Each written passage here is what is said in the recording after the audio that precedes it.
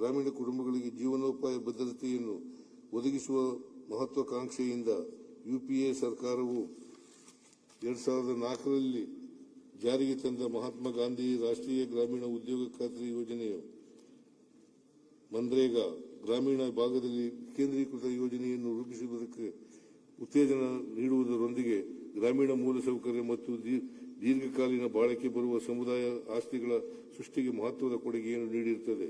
ಈ ಯೋಜನೆಯಡಿಯಲ್ಲಿ ರಾಜ್ಯದಲ್ಲಿ ಸುಮಾರು 182 ಕೋಟಿ ಮಾನವ ದಿನಗಳ ಉದ್ಯೋಗ ಸೃಜನೆಯಾಗಿರುತ್ತದೆ. ಒಟ್ಟಾರೆ 61,000 ಕೋಟಿ ವೇತನ ಪಾವತಿಸಲಾಗಿದ್ದು ಸುಮಾರು 77 ಲಕ್ಷ ಆಸ್ತಿಗಳು ನಿರ್ಮಾಣವಾಗಿರುತ್ತವೆ. ಪ್ರಸಕ್ತ ವರ್ಷದಲ್ಲೇ ಸುಮಾರು 71 ಲಕ್ಷ ಗ್ರಾಮೀಣ ಕುಟುಂಬಗಳು ಈ ಯೋಜನೆಯ ಪ್ರಯೋಜನ ಪಡೆದಿರುತ್ತವೆ.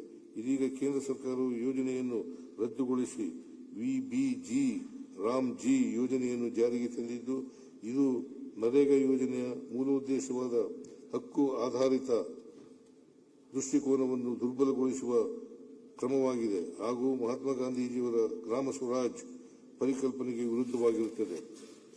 ಈ ಯೋಜನೆಯ ಜಾರಿಯಿಂದ ಈ ಕೆಳಕಂಡ ಅನಾಹುತಗಳು ಸೃಷ್ಟಿಯಾಗಿರುತ್ತವೆ. ಬೇಡಿಕೆ ಆಧಾರಿತ ಉದ್ಯೋಗ ಖಾತರಿಯಿಂದ ದೂರ ಸರಿದು ಕೇಂದ್ರದಿಂದ ನಿರ್ಧರಿಸಲ್ಪಡುವ ಉದ್ಯೋಗ ಹಂಚಿಕೆ ವ್ಯವಸ್ಥೆಗೆ ಅವಕಾಶವಾಗುವುದು.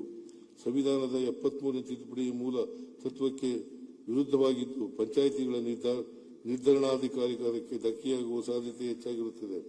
ಯೋಜನೆಯ ರೂಪಿಸುವಿಕೆ ಮತ್ತು ಅನುಷ್ಠಾನಗಳ ಕೇಂದ್ರೀಕರಣ ಹೆಚ್ಚಳವಾಗುವುದು.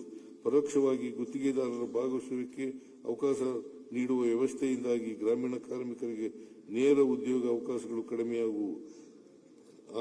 ಕಡಿಮೆಯಾಗುವು.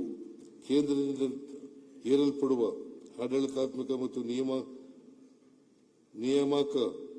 ನಿಯಮಗಳ ನಿಯಂತ್ರಣಗಳಿಂದ ಕಾಮಗಾರಿಗಳ ಸಮಯೋಚಿತ ಜಾರಿಗೆ ಅಡಚಣೆ ಉಂಟಾಗುವ ಸಾಧ್ಯತೆ ಹೆಚ್ಚಾಗಿರುತ್ತದೆ. ಗ್ರಾಮ ಪಂಚಾಯಿತಿಗಳನ್ನು ಸಬಲಗೊಳಿಸಿ ಗ್ರಾಮೀಣ ಜೀವನೋಪಾಯವನ್ನು ಬಲಪಡಿಸಿದ್ದ ಹಿಂದಿನ ವ್ಯವಸ್ಥೆಯನ್ನು ಮರುಸ್ಥಾಪಿಸುವಂತೆ ಕೇಂದ್ರ ಸರ್ಕಾರವು ನಮ್ಮ ಸರ್ಕಾರವು ತೀವ್ರವಾಗಿ ಆಗ್ರಹಿಸುತ್ತದೆ. ಗ್ರಾಮೀಣ ಕಾರ್ಮಿಕರ ಹಕ್ಕುಗಳನ್ನು ರಕ್ಷಿಸಲು ಹಾಗೂ ವಿಕೇಂದ್ರೀಕೃತ ಆಡಳಿತದ ತತ್ವಗಳನ್ನು ಉಳಿಸಿಕೊಳ್ಳುವ ನಿಟ್ಟಿನಲ್ಲಿ ಅಗತ್ಯವಾದ ಎಲ್ಲ ಕ್ರಮಗಳನ್ನು ಕೈಗೊಳ್ಳಲು ಅಗತ್ಯವಿದ್ದಲ್ಲಿ ಕಾನೂನು ಹೋರಾಟವನ್ನು ಸಹ ಕೈಗೊಳ್ಳಲು ನಮ್ಮ ಸರ್ಕಾರ ಬದ್ಧವಾಗಿದೆ.